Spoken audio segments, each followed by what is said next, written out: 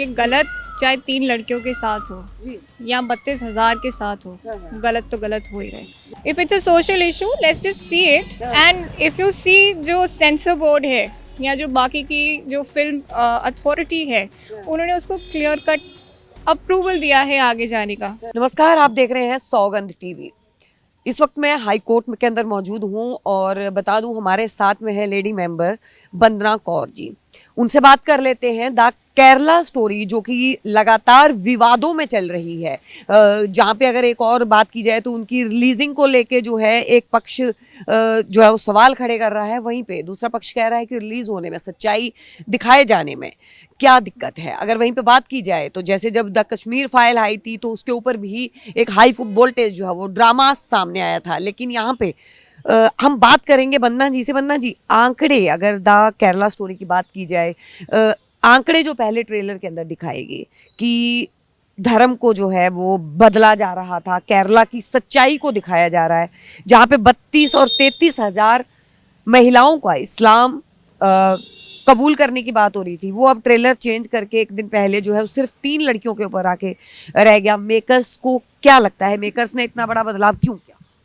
So in my opinion जो मुझे ये लगता है कि गलत चाहे 3 लड़कियों के साथ हो या 32,000 के साथ हो, गलत तो गलत हो ही रहे, right.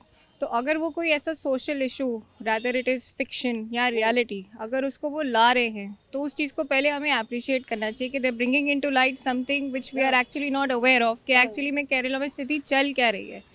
And as far as आप कह रहे हैं कि इन्होंने 32,000 का आंकड़ा देने के बाद फोकस सिर्फ 3 गर्ल्स पे कर दिया है, जो मेरी अंडरस्टैंडिंग है, I think the producer are still sticking to the fact that 32,000 लड़कियां ही हैं। चाहे अब वो वर्क जो उन्होंने पिक्चराइजेशन करी है जैसे कर रही हैं, चाहे वो 3 लोगों के थ्रू एक मैसेज कम्युनिकेट करना चाह रहे हैं, पर वो अपना मैसेज पूरी तरीके से उसको कंट्रीब्यूट कर रहे हैं। हाँ, बट सवाल अब ये उठता है, क्या वो मैसेज प्रमोट करने में क्या कोई चेंजेस आ रहे हैं? मेरे हिसाब से अभी तक मैंने जो पढ़ा है, क्योंकि मूवी मैंने नहीं देखी है, बट जहाँ तक मैंने पढ़ा है तो वो प्रोपेगेंडा है या जो इशू है रिगार्डिंग जो भी डिफ़िकल्टीज़ वहाँ की लेडीज़ को फेस हो रही है आज की डेट में, वो तो देखेंगे लार्जर पिक्चर में, तो वो उसमें कहीं बदलाव नहीं दिख रहा है।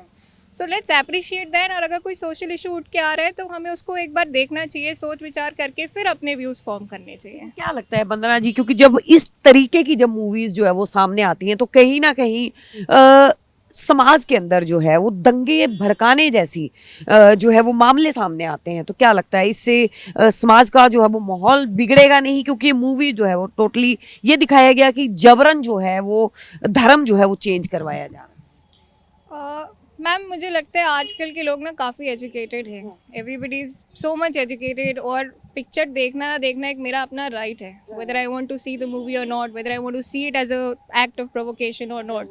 टू से कि एक मूवी के कारण अगर कोई सोशल इशू उठा रहा है उसके कारण दंगे हो जाएंगे, तो that is a little incorrect on my in my opinion.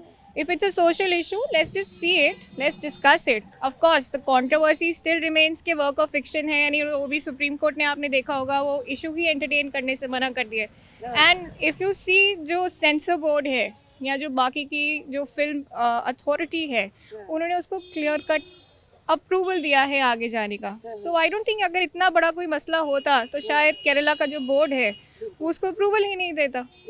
सो वंदना जी, एक सबसे बड़ा और सवाल, क्योंकि आप एक एडवोकेट हैं, बहुत सारे केस जो है वो आपके पास इस टाइप के आते होंगे।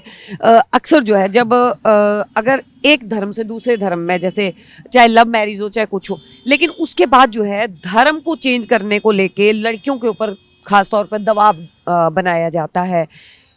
कानून के अंदर क्या क्या प्रावधान है कि लड़की अपना धर्म चेंज करना चाहे या नहीं करना चाहे, और कानून के कौन से उस एक्ट के तहत जो है वो हेल्प ले सकती है?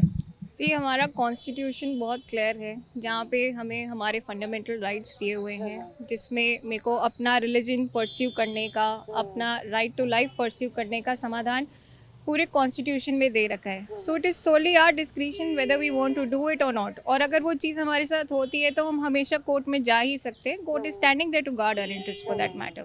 सो we can always invoke article 32 और article 21 and then knock the doors of the court to help us if something like this is happening with us. लेकिन अगर कोई जबरदस्ती, जैसे धर्म मान लीजिए, कोई जबरदस्ती आपके रिलीजन को आपसे चेंज करवा रहा है, जबरन करवा रहा है, तो कानून के तहत क्या सजा है और क्या सजा का प्रावधान है और कैसे है? सी उसके लिए आप ऑब्वियसली आप पुलिस के पास जा सकते हैं, आप एफआईआर लॉन्च कर सकते हैं, और अभी जैसे मैंने मेंशन किया, आप कभी भी हाई कोर्ट या सुप्रीम कोर्ट को अप्रोच कर सकते हैं अगर आपका कोई भी फंडामेंटल राइट इस चीज़ में आपका जो है वॉयलेट किया जा रहा है। तो ये थे हमारे साथ में वंदना कौर जी, जिन्होंने द केरला स्टोरी के इन पूरे मुद्दों के ऊपर, पूरे तथ्यों के ऊपर जो प्रकाश डाला है। आप लोगों का क्या है मानना, नीचे कमेंट सेक्शन में जरूर बताएं। देखते रहिए सौगंध टीवी।